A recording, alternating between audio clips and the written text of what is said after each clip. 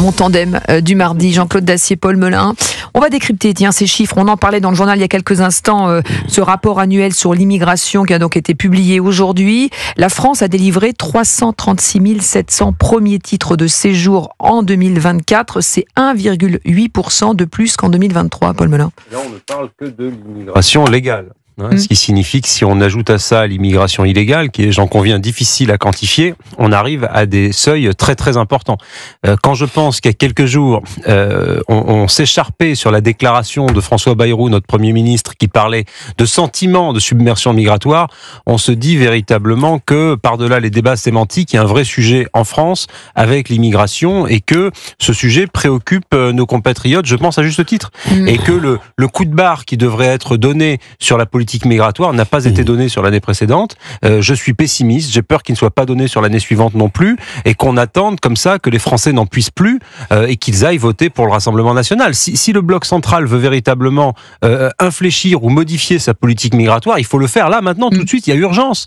Les Français le veulent, même les Français de gauche, quand on regarde les sondages, veulent un changement en matière migratoire. Mais, je ne sais pas, je pense à écouter Monsieur Lombard, notre ministre de l'économie, qui a des impératifs économiques, qu'on se dit que c'est bon pour la croissance, ce qui n'est pas vrai, vous avez qu'à voir les chiffres économiques, c'est pas vrai. Donc on est dans une situation où, à la différence de bon nombre de pays européens, on n'a pas pris la mesure de ce qui se passe. Regardez ce que font les Danois. Gérald Darmanin est parti en Italie pour se faire Mais oui, mais moi je veux pas remettre en cause la bonne volonté de Gérald Darmanin ou de Bruno Retailleau. Ils font preuve tous les deux d'un certain volontarisme, mais je vois bien que là les résultats n'y sont pas. Donc je peux pas, on peut pas dire que c'est formidable dans la situation actuelle. On peut même risquer que ces chiffres, 336 000 immigrations légales, un peu plus, vont bien au-delà de nos besoins économiques, puisqu'en prime, nous avons des millions de chômeurs qui, pour beaucoup, travaillent ou ne travaillent pas parce qu'ils considèrent que les aides diverses et variées compensent largement, ce qui est un vrai problème.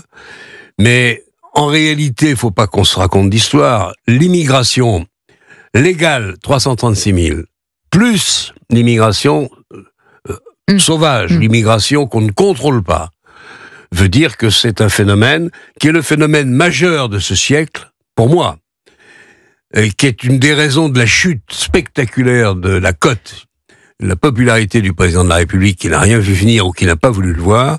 Je pense que ce phénomène d'immigration est totalement hors de contrôle.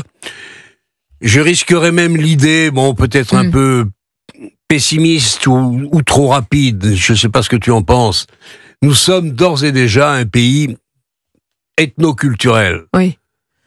En réalité. Ou à minima, qui va vers le multiculturalisme. Qui va tout doucement vers ce qu'on appelle, un pays mosaïque, avec des millions de musulmans qui sont parfaitement respectables, pour beaucoup, pas tous, pour beaucoup, mais qui ont leur culture, leur religion, leurs habitudes, et puis les autres, ce qui reste de la lente et difficile négociation avec l'Église catholique, et puis tous les autres qui ne croient plus à grand-chose, ça pose aussi un autre problème.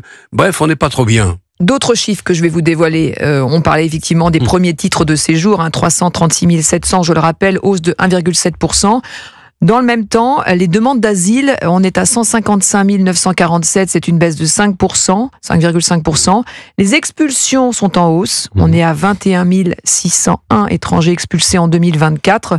Et la régularisation des sans-papiers est en baisse, il faut le dire aussi, 31 250, une baisse de 10%, Paul Melun. Voilà, il y a une tendance, quand même, une légère inflexion sur les mesures de rétorsion. Mais ça, c'est la conséquence directe de ce qu'on disait tout à l'heure, à savoir le volontarisme de Bruno Retailleau et de Gérald Darmanin, qui est effectivement remarquable, et il faut le dire.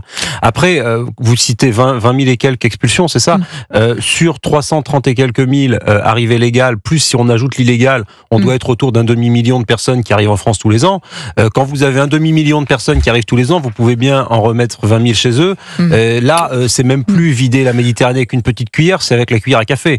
Donc, à un moment donné, je pense que, encore une fois, tant qu'on ne prendra pas le taureau par les cornes sur la diplomatie avec les pays émetteurs, sur la question des frontières avec l'Europe, parce que ça, on ne veut pas en entendre parler, notamment parce que l'Europe, les institutions européennes ne vont pas entendre parler, mais il va falloir le dire. Si vous voulez, on est vraiment là, il faut un changement radical, mais je le vois pas venir. Ça veut dire que Retailleau doit avoir ou devra avoir des résultats. Oui, aujourd'hui, il a une cote méritée parce que nul ne peut mettre en cause la volonté qui est la sienne d'essayer. Regarde, il reçoit encore aujourd'hui les responsables des musulmans en France. Bon courage, mais ça va être très difficile puisqu'on les entend pas. Néanmoins, Bruno Retailleau, justement, qui s'inquiète d'un phénomène qu'on révélait ce matin sur Europe 1, les squats de migrants qui se multiplient sur le territoire. On est à plus de 170, ça fait 2000 migrants clandestins qui occupent illégalement des locaux. Une centaine de squats sont gérés par des associations soutenues et financées par l'extrême gauche. Voilà, mais c'est la conséquence de ce qu'on dit. C'est-à-dire que là, vous avez les effets. En fait, là, c'est intéressant parce que tout à l'heure, il y a quelques instants, on a parlé des causes, c'est-à-dire cette déferlante migratoire. Et après, on va pouvoir parler des effets sur un certain nombre de points. Ce phénomène des squats est une de ses conséquences. Le phénomène de déstabilisation et d'insécurité culturelle pour les Français, c'est une des conséquences. Le phénomène d'insécurité, et là, Bruno Retailleau a raison de pointer le lien entre immigration et délinquance, c'est une des autres conséquences. Et à la fin, les Français, ils payent l'addition de cette somme de conséquences à cette politique folle en matière d'immigration. Donc, à un moment donné, il va être trop tard, en fait. Je me demande, si vous la question que je me pose et je n'ai pas la réponse, c'est quand est-ce que c'est trop tard ? Oui, peut-être déjà un peu tard, tu as raison, mais quand est-ce que ce sera véritablement trop tard quand on fait rentrer un 336 000 migrants qui ont signé des papiers officiels qui en font des personnages un premier titre de séjour. Où tu les mets. Alors, on a où tu leur donnes du travail, tu leur apprends à parler le français, bref, tu les cultives, c'est normal, il faut le faire, il faut les recevoir dignement, mais c'est déjà quelque chose, ça se répète tous les ans. Donc ça va être extraordinairement difficile, et puis nous venons donc de parler de ce phénomène des migrants, il y a ceux qui prennent leur liberté, qui font ce qu'ils ont envie de faire, pris en main par un certain nombre d'associations, et qui viennent s'installer chez le voisin. Tout ça va créer une situation politiquement compliquée. 13h27 sur Europe 1. Vous restez bien avec nous dans quelques instants. On va parler de ce budget, bien sûr. Vous le savez, 2 motions de censure ont été déposées par la France Insoumise et seront examinées demain. Le Parti Socialiste, lui, a déjà décidé de ne pas les voter. Est-ce la fin du NFP ? On en parle là tout de suite. 13h14, vous écoutez Céline Géraud sur Europe 1.